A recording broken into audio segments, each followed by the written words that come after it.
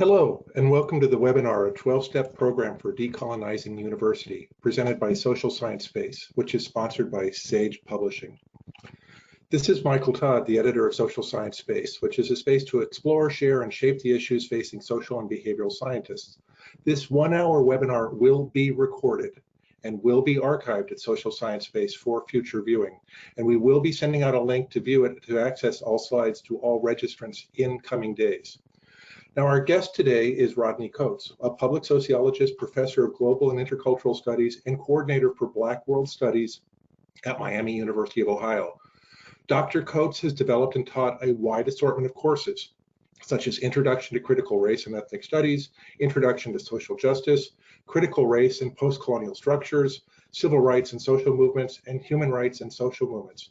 His course on Globalization, Social Justice, and Human Rights, which links universities from around the globe, which includes the United Kingdom, Russia, Italy, Spain, Canada, has received several awards and been featured in published articles. An essayist, poet, and photographer, his academic writing includes being the lead author of the book, The Matrix of Race, Social Construction, Intersectionality, and Inequality, published by Sage, which is the parent of Social Science Space. Now, if any of you have any problems with your audio or viewing mode during the webinar, please use the Q&A box at the right of your screen, and one of our helpful team members will get back to you ASAP. And speaking of that question box, why not use it to tell us where you're linking to from right now? Now, we'll be answering questions from the audience in the second half of this webinar, but if you have questions, feel free to post them at any time. This event filled up almost instantly, and hello to all of you who are listening to the recording who found that out the hard way. So please understand, if we can't get to even a majority of the questions, we probably won't get to even a majority of the questions that we're expecting, but we will attempt to answer many of them in writing at Social Science Space after the webinar. And with that, I would like to pass it on to Dr. Coates.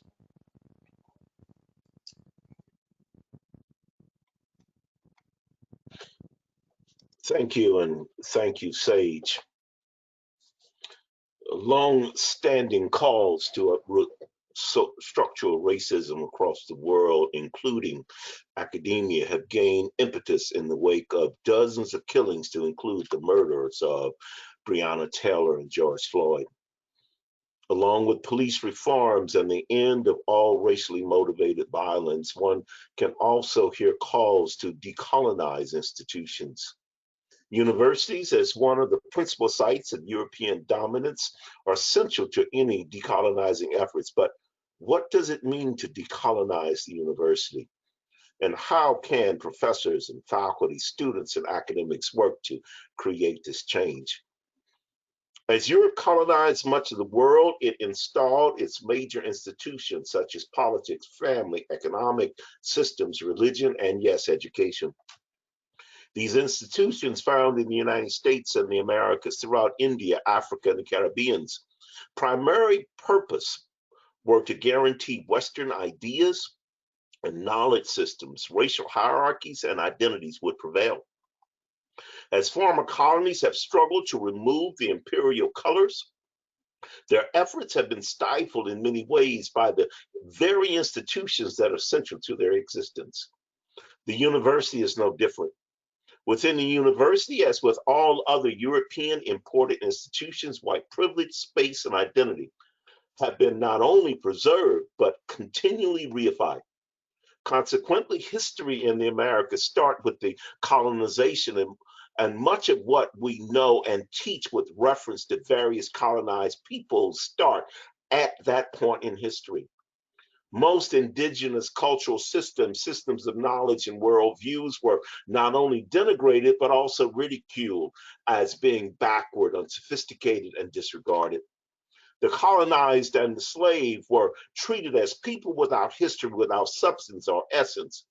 They had no agency and only existed in juxtaposition and as a reaction to Western imperialism.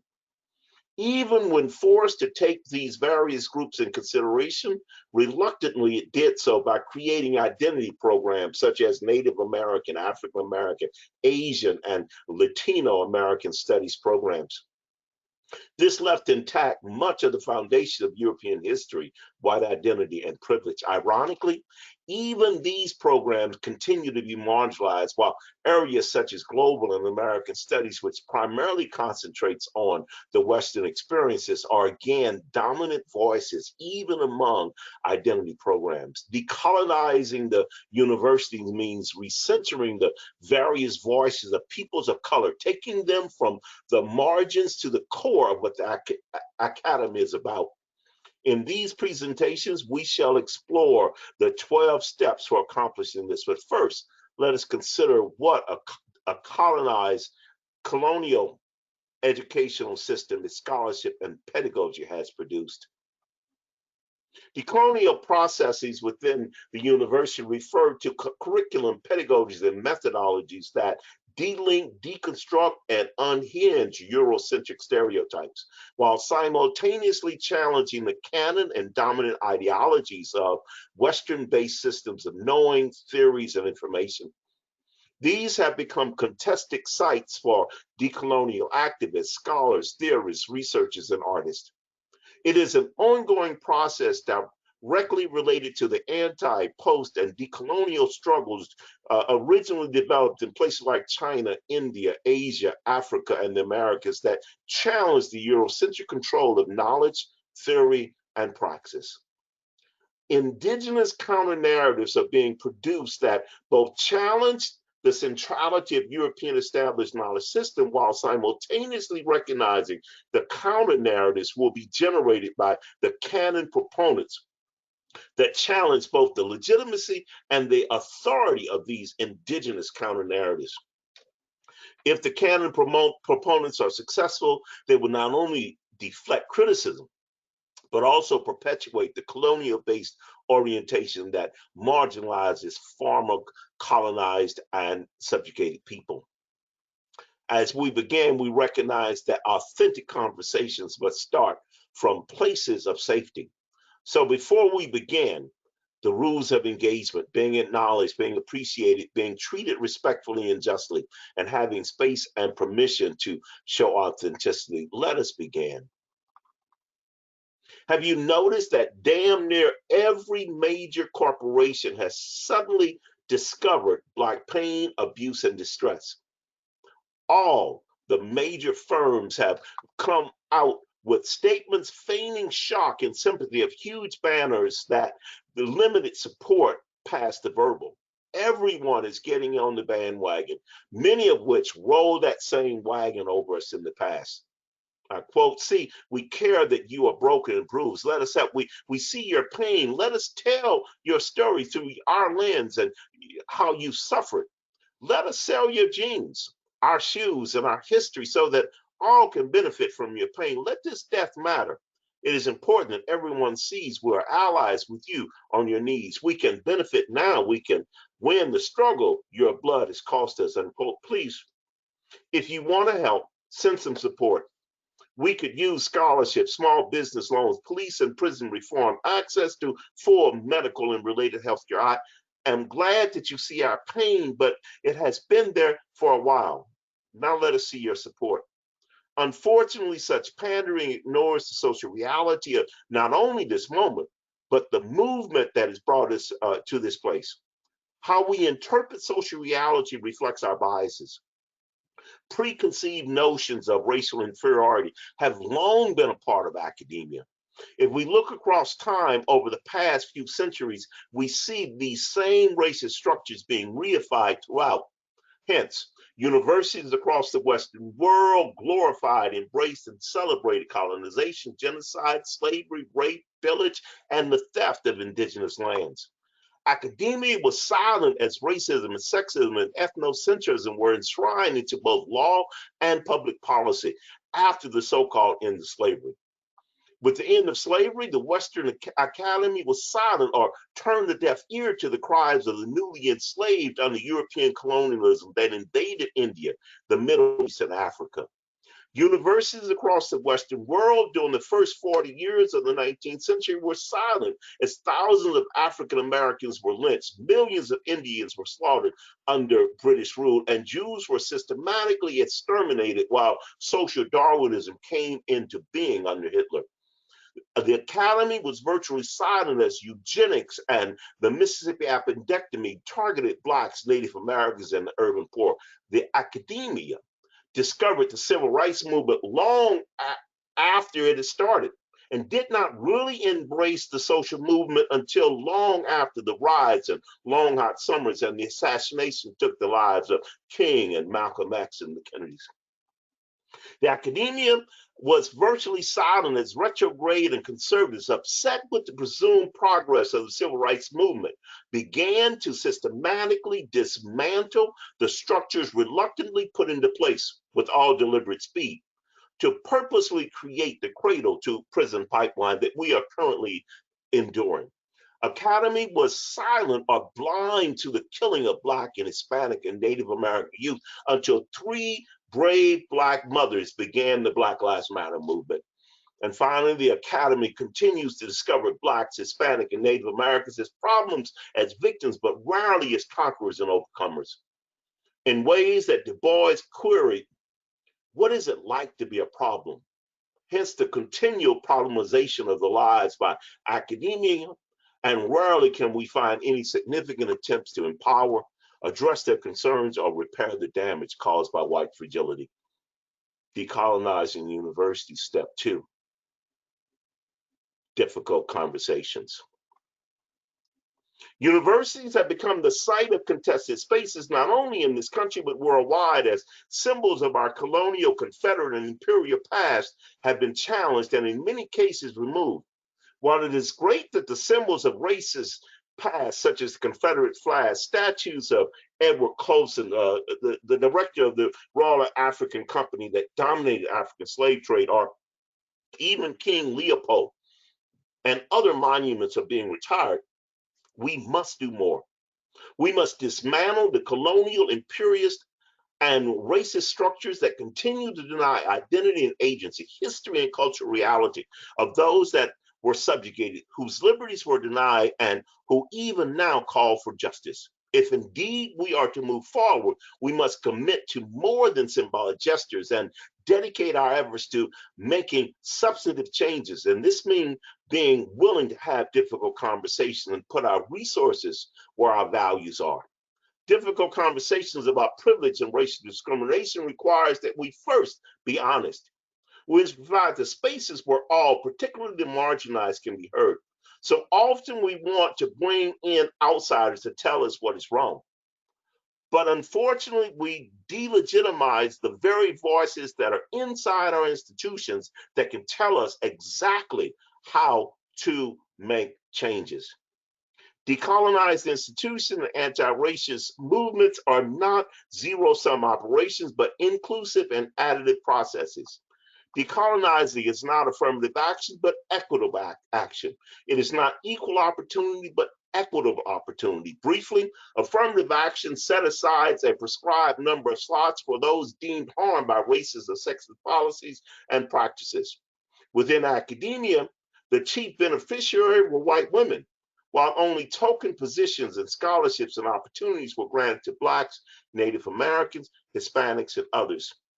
Recently published data revealed that our elite public institutions of higher education, the number of Black and Hispanics have not changed in the past 20 years. The reality is that they, like much of our school system, remains as segregated as they were at the height of the civil rights movement. Equitable action would acknowledge these historical processes that have denied access to far too many of our citizens. It would, at the very least, insist that public institutions should reflect the demographic realities of our respective states. Equitable opportunities within higher education would recognize historical racism has resulted in significant racial wealth and education gaps. It would respond by establishing scholarships and pathways to progress. We will return to this in step 8 below. Failure to accomplish this means that we will fail to diversify, become more inclusive, and experience real social justice within the university. Decolonizing the university, step 3, the emperor's new clothes. We have all read or heard the children's story, The Emperor's New Clothes by C.A. Reitzel. Dealing with white privilege is treacherous, particularly for persons of color. In real life, not in the children's story, what happens when one challenges power and privilege. It is interesting that Reitzel, shortly after writing the story that was decidedly political satire, received a ruby ring from the prince, and that was the last political satire critical of royalty that he would write. In academia and corporations, as those of lower status challenge white privilege, they are similarly either bought off or punished. Often, rather than face scorn, lowered evaluation, and relatedly promotions and raises, many become less critical. Such things as student evaluation and performance reviews within the academy are frequently used to punish those who would dare reveal and challenge white privilege. Strange. The ire is most severely reserved for those persons of color who provide such critiques. Consequently, when we know its lower class sizes and student evaluation, we point to the professor of color as being the problem, not the privilege. These moments and their stories fill the gaps in our ways of knowing. We must use counter narratives, stories and resistance, stories of rebellion, stories of transformation, and use these to also demonstrate how social movements and civil rights are continuous processes aimed at changing and transforming our country. Unfortunately, we are left with the objectification of others rather than the subjectification understanding of ourselves. Decolonizing the university, step 4, the meaning of allyships. It seems that everyone now wants to embrace Black people, brown people, Hispanics, and Native Americans. They want to share our pain. They want to join us in our struggle. Thanks for your honesty and humility. As we begin this journey, let us discuss what real allyship means. It means to walk a mile in our shoes, pulling alongside us the cart of our complaints and sharing our vision. But please, however, remember that this is our struggle, our complaints, and it needs to be our visions that are realized. If you would join us, then embrace these, and we will welcome you in the struggle for social justice and equitable futures. So yes, recognize the allyships, but please also remember the reason why we came to the table in the first place.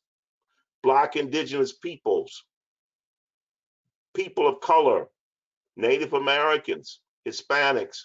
Many now are trying their damnedest to figure out ways that they can benefit at the expense of our people of color and our colleagues from this current surge of white angst, white fragility. This is the real danger. If we fail to understand this, then the academy and America will continue to be racist, and our efforts to decolonize and reproduce and produce anti-racist policies and systems and structures will fail. And we'll be back here in the same place, mourning the death of another Black man, Black woman, indigenous man and woman, or unarmed migrant worker. Decolonizing the university, step 5. Allyship versus catering to the audience. There's a difference between allyship and catering to the audience. The former is focusing on what is right, while the latter is appearing to be right. Allyship is about being in the trenches, dodging the bullets, taking chances. Catering is about pimping the movement, prostituting the people, looking for photo ops and promoting personal agendas. We do not need the crowds mimicking our pain, but those willing to share that pain, want to demonstrate authenticity in our struggle. Go to your job and place of business and begin to identify and dismantle racist barriers. Use your privilege as a bridge as opposed to a barrier. Take some risks. Make some individual and collective sacrifices by funding scholarships, providing skill training, and opening up pathways to opportunities. Then you will demonstrate and indeed be an ally. Decolonize the university, step 6. Defining white privilege. The Black Power movement was a deliberate attempt to challenge and critique major institutions with the US and Britain. It identified institutional racism as referring to attitudes and practice and systems that produce and reproduce racist outcomes. In the process, they discovered that white privilege is embedded within these institutions, particularly the academy. Defining white privilege is quite easy. It's a product of racial hierarchies embedded within racial institutions and structures. And we define these processes as structural racism when one uses that privilege to benefit some while harming others. Again, it's not about naming and shaming and blaming. It is about identifying how programs and policies and practices reify white privilege.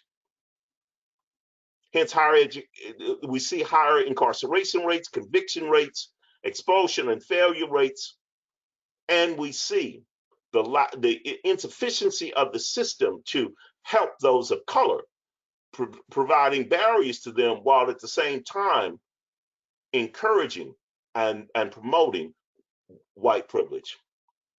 Decolonize the university, step 8, structural racism.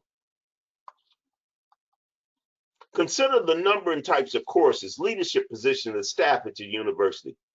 If the majority of your faculty of color are teaching identity courses, you have a problem. If these are the only courses they teach, then you have a crisis. If this pattern is duplicated within your administrative structure, where the majority of your diversity and inclusion and equity leaders are people of color, you have a problem. If this is the extent of their roles, then you have a crisis. Finally, consider your staff. When one area, let's say administrative or clerical, are filled primarily with whites, while janitorial and grounds crew are more diverse, then you have a problem. Even if these positions are primarily filled by whites, then you have a crisis. If in each of these areas within the institution across different units where different skill sets are required, but identical racial patterns are evidence, then you have a severe case of structural racism. Decolonizing this university starts here with both a strategic plan for diversifying the opportunities within your institution for your personnel and one for long-range hiring. The first priority is to provide pathways that allow each employee to maximize their development, expand their capabilities, thus enriching theirs and the institution's experiences. The latter is accomplished by initially conducting a census to determine the frequency of turnover, retirements, then developing a strategic 5-year diversity hiring plan. I will discuss these in the next session. Decolonizing the university, step 8, pathways to progress. I believe in us. We just need to be brave enough to talk openly and honestly, then act in deliberate ways to strategically decolonize the institutions. Together, we can be transformative as we ourselves are transformed. The first step in the process is to identify the ruts and channels which divert and deny people of color access to the range of rewards and privileges and opportunities within your institution, and then to dismantle them. If, for example, you notice that students of color are less likely to be admitted as successful in, say, business or STEM, have some frank discussions with current and former students about their experiences. These are indeed the experts. Through these sessions, identify faculty and staff allies and those faculty and courses that serve as gatekeeper functions. When necessary, hire additional faculty with proven track records of engaging and helping students of color to be successful. Of course, you also have to ensure that the pathways are open and provide robust, reliable flows into these areas. Alternatively, if major streams of students believe they are being diverted into less desirable areas, then we need to understand why. Decolonizing university, step 9, the perfect storm. As many institutions are just now assessing the damage caused by COVID-19, many fiscal problems are only being exacerbated. Prior to COVID-19, universities across the country were already facing a fiscal cliff, as declining enrollments, increasing costs with filling the slots, and the continued erosion of state fiscal support. Secondly, COVID-19 promises even deeper budget deficits as fewer international out-of-state students choose to stay at home, as an estimated third of high school graduates plan on taking a gap year off, and as state budgets get even tighter. Added to this, the cost of repaying students for dorm and related expenses, tuition, reimbursement, and expenses associated with going fully online. Thirdly, Black Lives Matter will mean certain racial unrest as these students come back to campus and challenge the racial climate at their respective universities. Collectively, these amount to nothing less than the perfect storm. COVID-19 will be resolved eventually. The escalating budget crisis by universities is a looming nightmare. Already universities are cutting staff to the bone. The only real solution, by the way, is to expand the pathways for underrepresented students. The problem it faces, however, is called the cradle to prison pipeline. Strange that we would spend $60,000 to lock up a young person, yet can find little to no money to educate, provide scholarships and training. Added to this, the very real likelihood that Black males, Hispanic males, Native American males are at least 4 times less likely to go to college and 6 times more likely to go to prison. We can keep doing the same things, and certainly the extinction of many of our universities will be real as the perfect storm hits more and more, or we can expand the pathways to progress through partnerships with local schools. Decolonize the university. Step 10, goodbye, ivory tower. In some nostalgic, mythical place, the university existed on a hill, the ivory tower, where all not only saw but were attracted to its lights. The academe prided itself in its exclusivity, its difficulty, and its failure rate. However nostalgic one may be, such an institution could never exist save for among the very, very elite. The very meaning of a university, derived from its Latin roots, refers to the community of scholars and learners. The reality is that functioning universities are tied to their capacity to serve the community.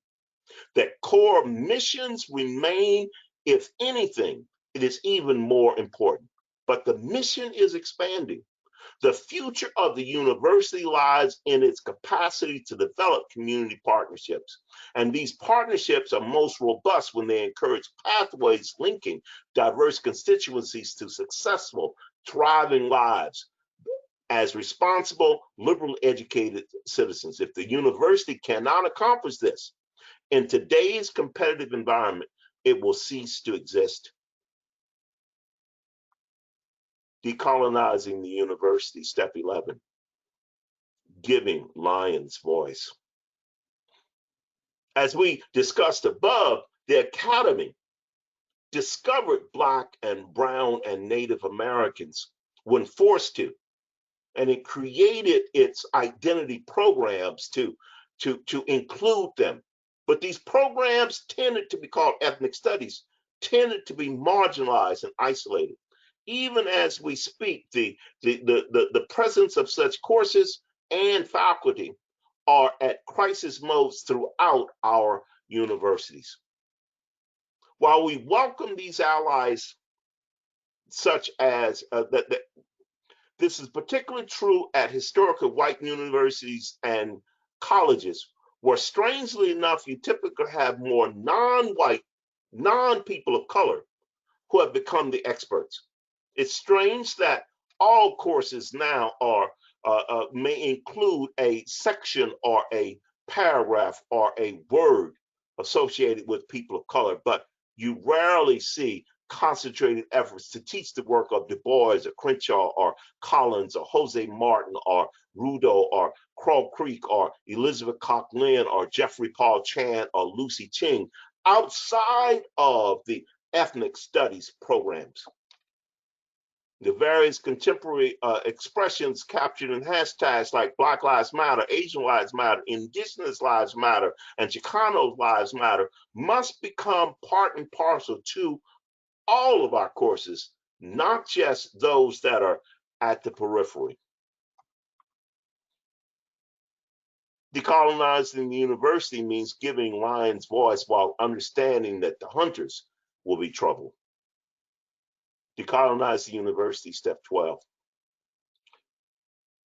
We need strategic processes, not slogans. Universities across America are frantically trying to wordsmith their way out of this crisis. Slogans and pithy statements and crocodile tears aside, this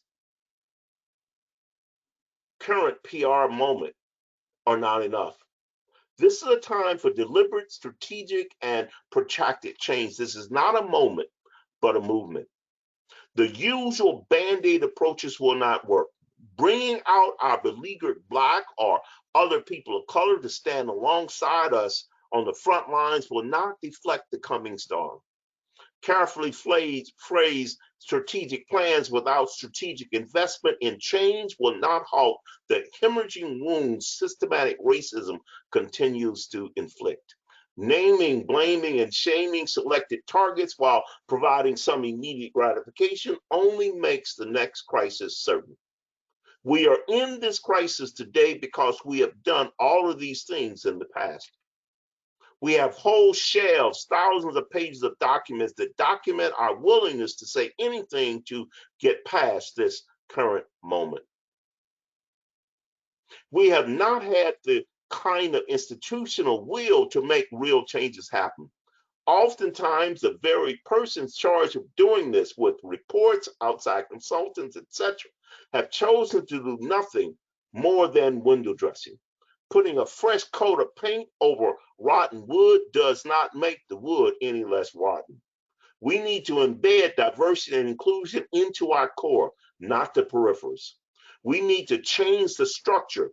And the only way to do this is to make our institutions look like the rest of the nation and at least the state we live in. No matter what we do, absent demographically changing the institutions from the boardroom to the back door, we will not see the kind of meaningful change I'm talking about. If we fail, no worries. We will be back here in the next cycle.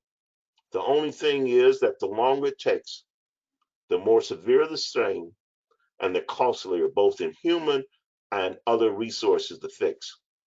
We need strategic processes, not slogans. We need to decolonize the university.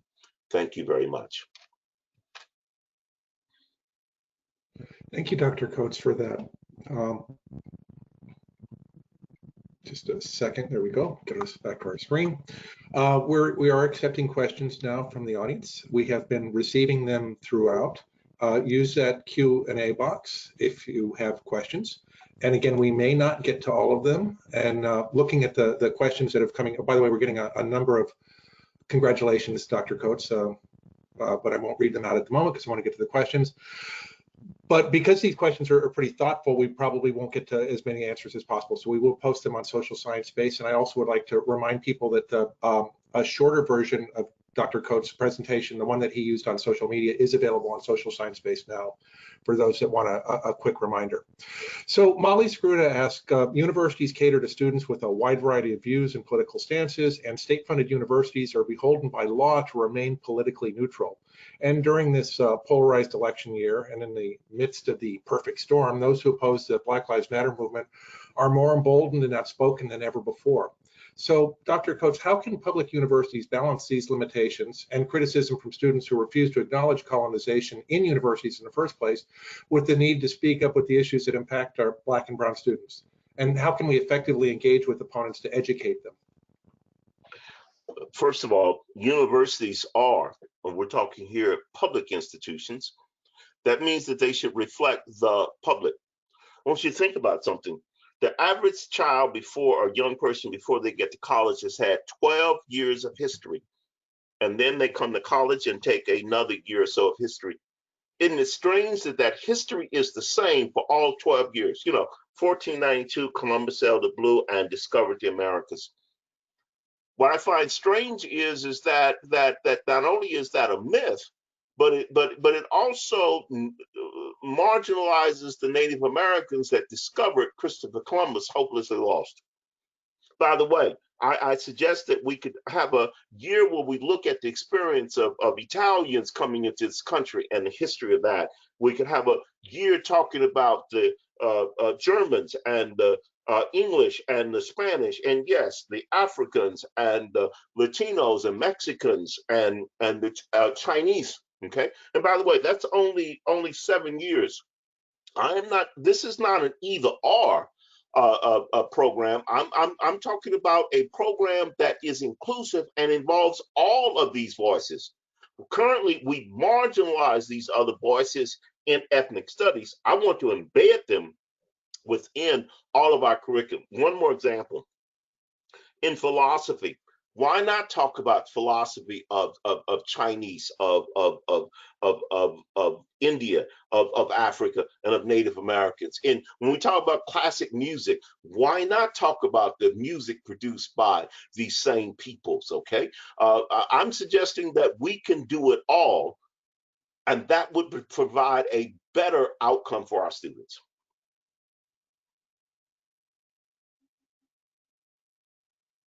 So Latoya Smith writes in and said, first off, she says, thank you. But she says she's curious, as a Black faculty member, how can she take her work to the next level and increase the use of her voice in her position?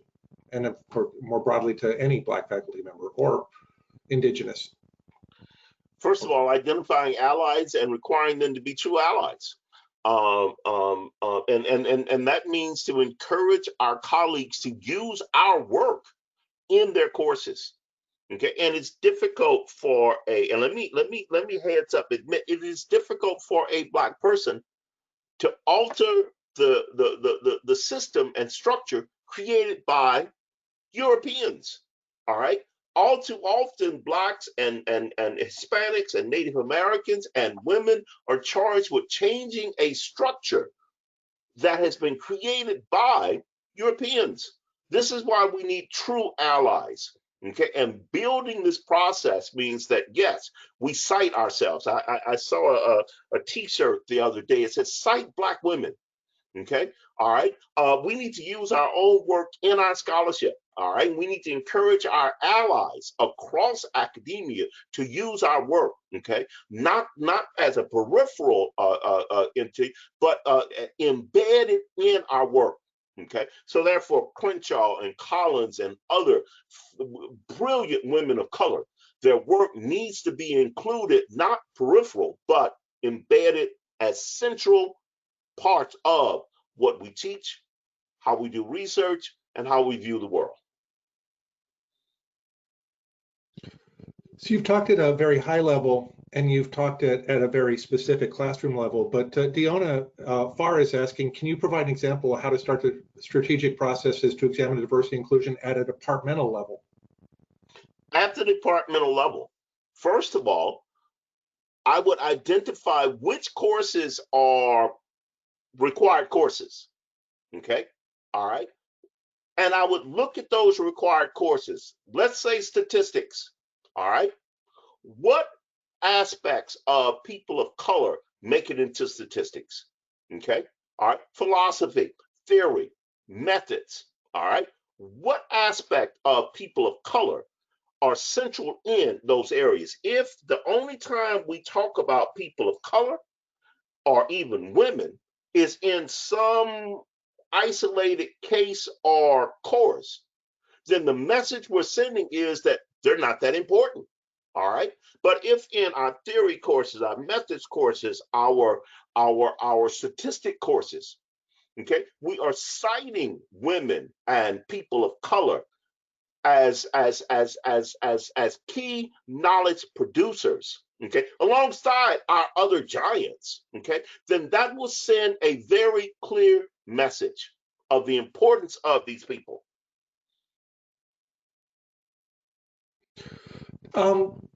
We have someone who's written in from who teaches at a U.S. institution in Africa, and asked, how would your thesis of decolonizing university be applicable there? First of all, Africa is not a state; it is a whole continent, and it has over many states, and within each state, Ghana, by the way, has 118 different ethnic groups, not to mention languages, so forth and so on. Decolonizing the institution in a place like Ghana or Eritrea or even Egypt would mean centering history, centering the voices that students hear are coming out of their rich cultural history. Okay, that's how it would start.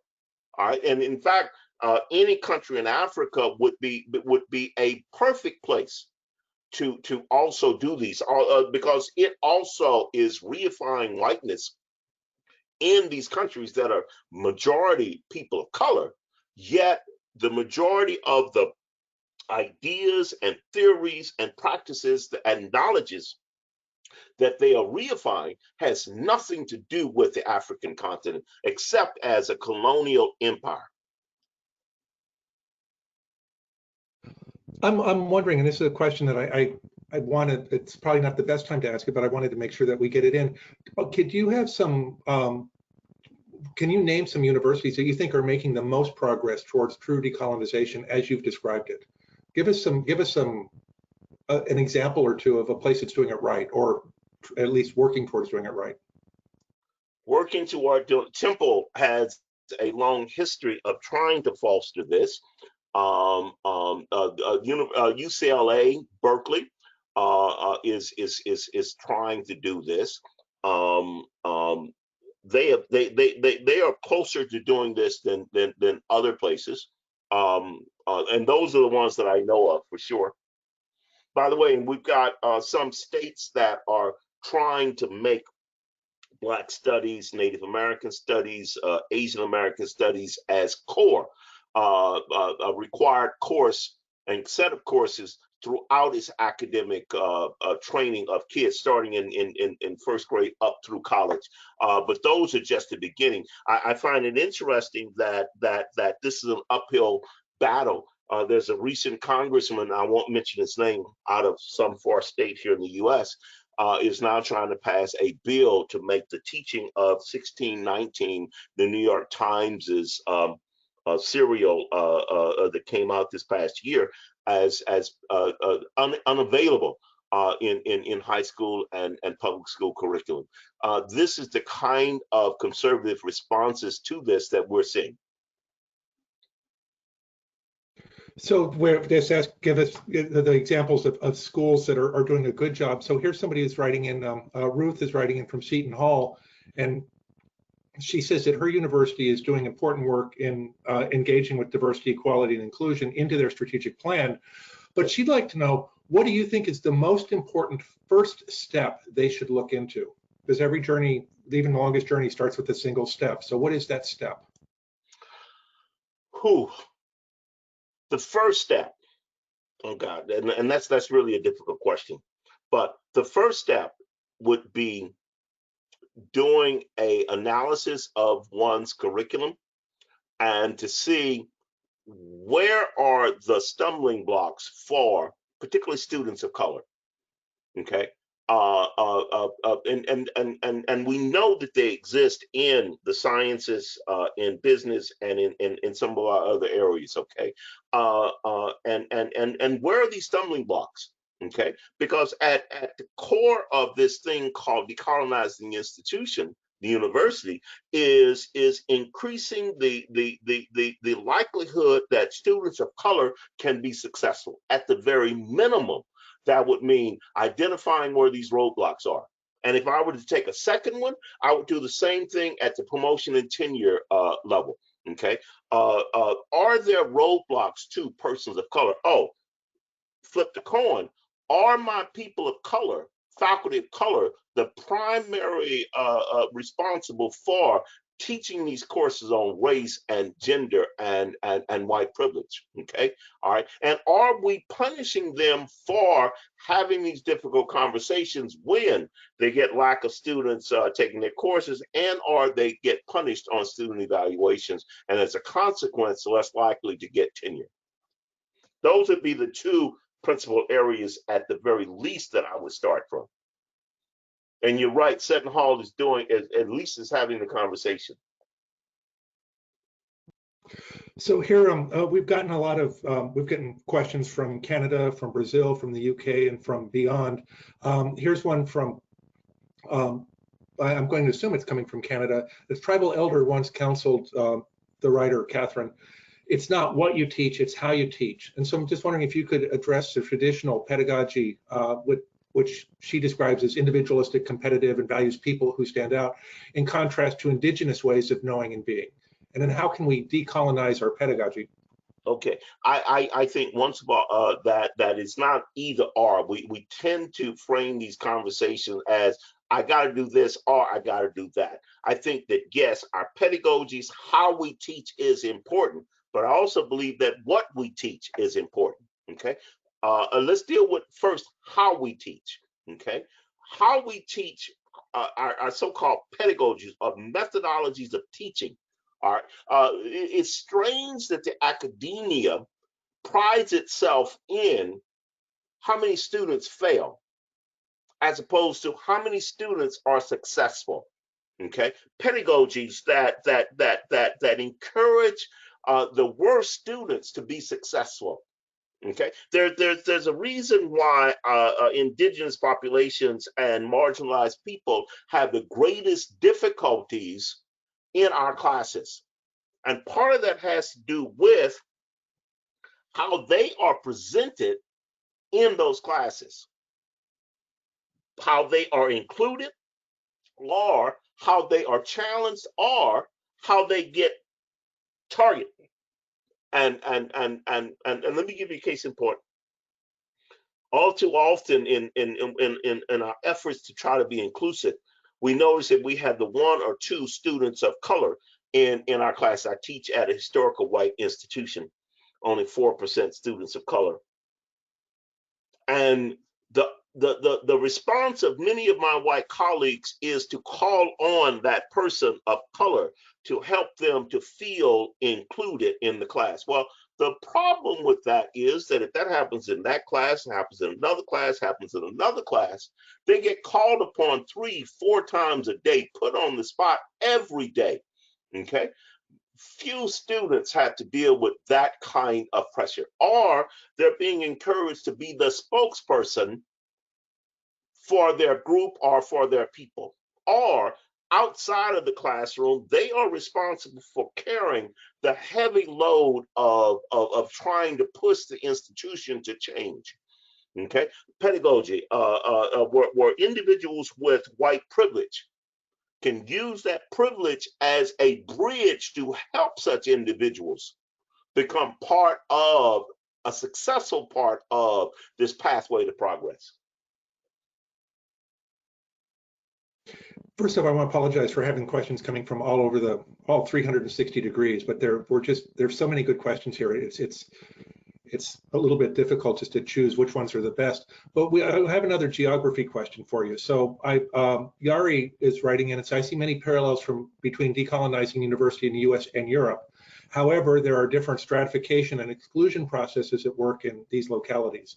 So in Europe, and again, much like Africa, it's not just a unified state, but access of immigration of immigrant minority students is negotiated via social class, Yari says, it's educational capital, and less through belonging to excluded minorities. Do you have something you could say meaningful about these strategies in a European context?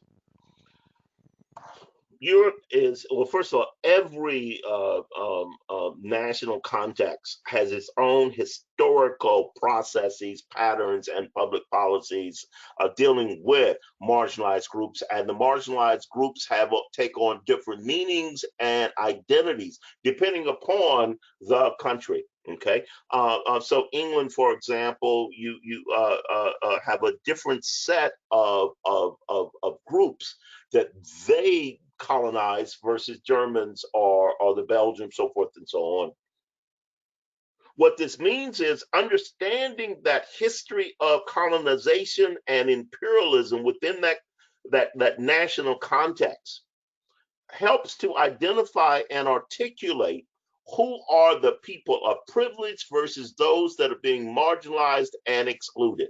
Okay, all right, and again, using that to increase the access and the success of those students. Now, obviously, this means not only dealing with what's happening within the institution, but across institutions and across other institutions within that society.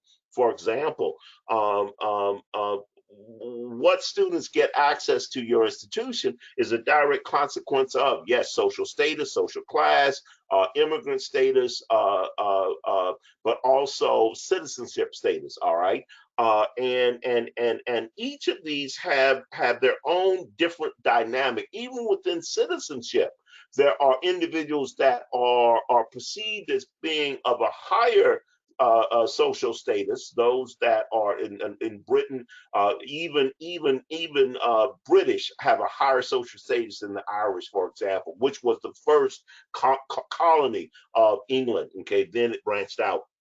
Recognizing this colonial history helps the institution and the professor to work out ways of becoming more inclusive.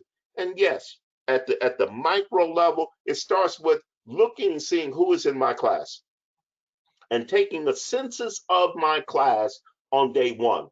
Who are the individuals? All right, and this begins deconstructing whiteness and also deconstructing immigrant status and citizen status, so forth and so on. All right, that's within that one class. Build that up to the department. Build that up to the institution itself. Okay, and recognizing how these work together from these multiple levels. We're going to jump back to the U.S. I want to just have a quick question about from Richard on Hispanic serving institutions. So does being an HSI in and of itself contribute to decolonizing university? And I guess we could probably ask the same question of HBCUs, but let's stick specifically to HSIs right now. It does not automatically mean that the institution is decolonized. One has to look at the curriculum. It's just like taking a Black Studies course or a Women's Studies course does not automatically mean that you're getting perspectives from those particular individuals, all right? But also recognizing that there is not one Hispanic group. There are multiple Hispanic groups, okay? So we've got everything and Portuguese groups, okay? And Brazilian groups and Latin America and so forth and so on, and also the various islands that we have, okay? We've done the same thing with Blacks as we've done with Hispanics, as we've done with Native Americans, yes, what we've done with whites. We have these pan-ethnic or pan-racial identities, and part of decolonization is deconstructing those identities and helping the students to navigate these various waters and understanding that let's take Hispanics, for example. There are European Hispanics, there are white Hispanics, and there are indigenous Hispanics, okay? Take the Mexicans, for example, all right, or the Cubans, for example, all right? Why is it that the Cuban boat people had a different experience than that previous generation of Cubans that came into this country, all right? Part of it has to do with one group is a beneficiary of being lighter complexion and coming out of the Spanish background. By the way, our book, the Matrix of Race, looks at the Spanish colonial experience, the British colonial experience, and the French colonial experience, and talks about how these different kinds of pan-ethnic identities came into being. By the way, again, favoring lighter skinned individuals versus darker skinned individuals. And by the way, currently, the reason why we have a problem with the Mexicans as opposed to other Hispanic groups has to do with them being more perceived as being not only Native American, but also African in their ancestry and origins. And so therefore, understanding Afro-Brazilians have a different experience than European Brazilians. Since we're talking about the use of the word Hispanic, do you have a preference on Hispanic or Latinx or other terms? because labels do matter. Yeah, labels do matter. I think it does matter, and it's a historical conversation that's right now is taking place among individuals that come out of the Hispanic diaspora. Okay, and they take on different meanings as the individuals are trying to promote and understand their identities. Okay, and all the terms that are pan-ethnic have this problem that tends to nullify the individual states and ancestries that are reflected in it. By the way, the same problem we have with whites. Okay, and the same conversation needs to take place as we deconstruct these huge census identities, pan-ethnic and pan-racial identities. All right, that serve the purpose of nullifying the individual identities that comprise it.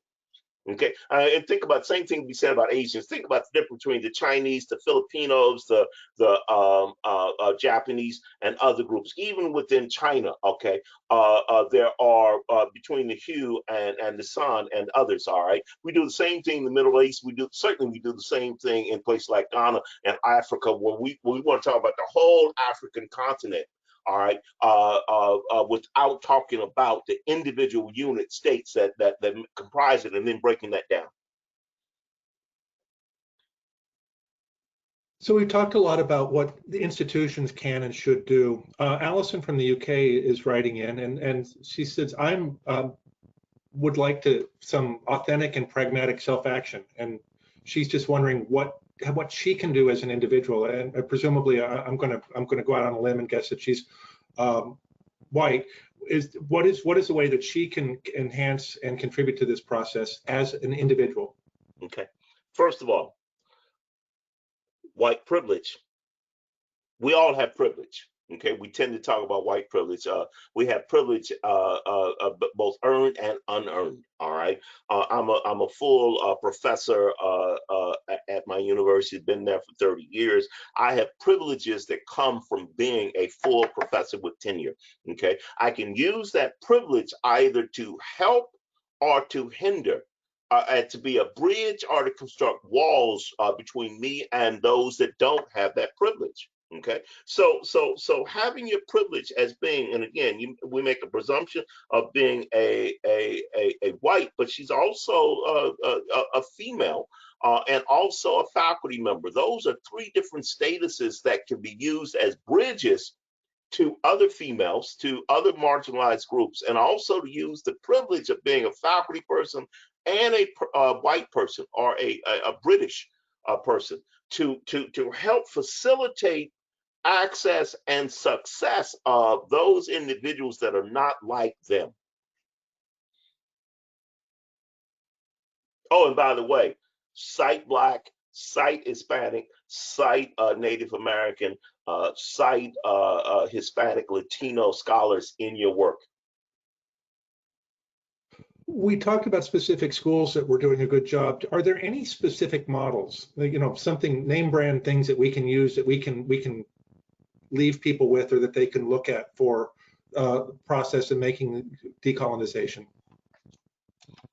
This is a conversation that is just now starting in academia across the globe. We're literally building this house as we speak. And I urge our listeners to think about how they can become part of this conversation and help us figure out how to make this work. So, Dr. Coates, this has been a fascinating hour, and it's been a powerful and useful hour, but it's only an hour. So we have run out of time. And let me just talk to Dr. Coates directly. He had promised to answer some questions later, and he said, as long as there aren't 50 of them.